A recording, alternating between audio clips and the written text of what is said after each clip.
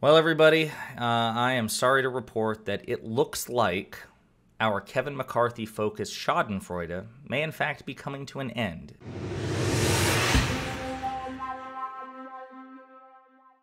Because it was reported this morning that former president and Republican cult leader Donald Trump has publicly endorsed Kevin McCarthy for Speaker of the House. He truthed this on Tronth Central, or whatever the hell he calls his social media platform. He says, some really good conversations took place last night, and it's now time for all our great Republican House members to vote for Kevin, close the deal, take the victory, and watch crazy Nancy Pelosi fly back home to a very broken California, the only speaker in U.S. history to have lost the House twice. Don't know why he put the House in quotes, but whatever. Republicans do not turn a great triumph into a giant and embarrassing defeat, which he would know everything about. He is the world's foremost expert on giant Republican defeats. It's time to celebrate. You deserve it. Kevin McCarthy will do a good job, and maybe even a great job. Just watch. So, yeah, I think that's a bit unexpected given the contentious, wildly uneven relationship that Trump has had with McCarthy, for years, particularly since the January 6th insurrection, when Kevin McCarthy briefly, spontaneously grew a spine, and he publicly condemned Donald Trump's involvement in inciting the riot and in the big lie. And then, of course, just as equally spontaneously, that spine went away, it vanished, all the vertebrae just vanished, and he became a squid again.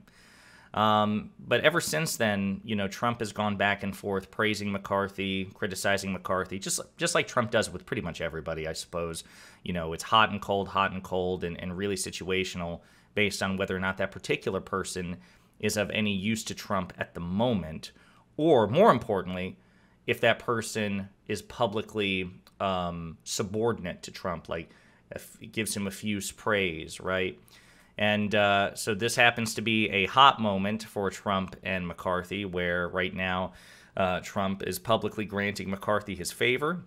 And we'll see. That'll probably, at least on paper, that should be enough to discourage the dissent that McCarthy was getting in his caucus, because the primary source of Republican dissent in his caucus was from the Freedom Caucus, the right-wing branch, or the right-wing contingent in the Republican Party. People like Matt Gaetz, Lauren Boebert, Paul Gosar, people who are at least were characterized by their profound loyalty to Donald Trump. So here we have a situation where their cult leader is saying, hey, you need to vote for this guy.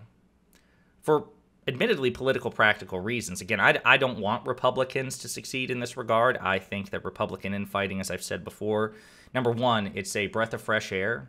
As a Democrat, as a lefty, we are, it seems like we've monopolized, infighting and schism. So it's great to see that we're firing on all cylinders, relatively speaking, and the Republican Party is struggling to get on the same page.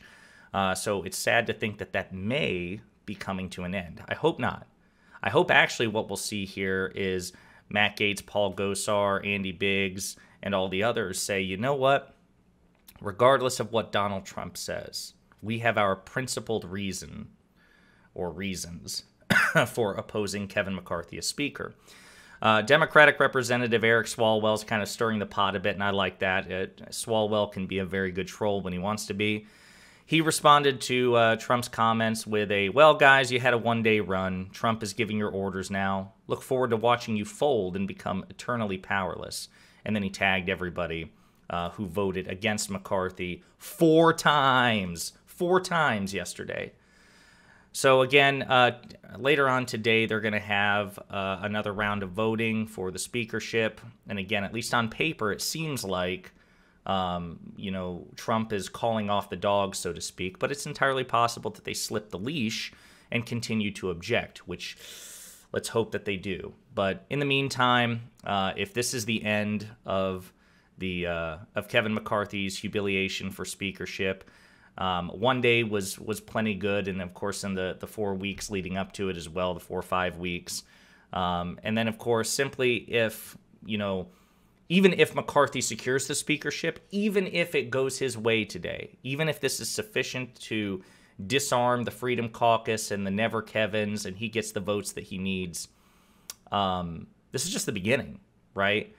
Kevin McCarthy has the unenviable task of trying to herd these cats. Again, typically the Republican Party falls in line, right? But now we've seen them fractured ideologically and methodologically in a way that we haven't in years.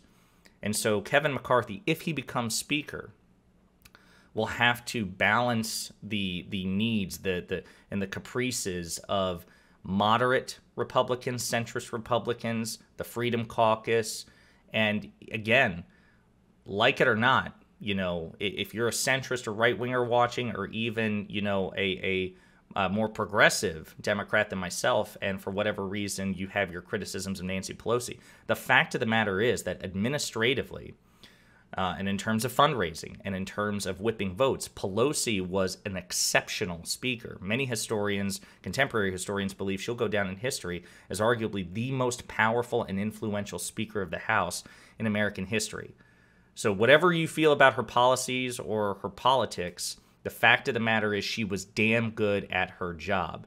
And Kevin McCarthy has not demonstrated a fraction of the skill and the diplomacy and the administrative talent to rival her. So he's got big shoes to fill, or big heels to fill. And we'll see what happens.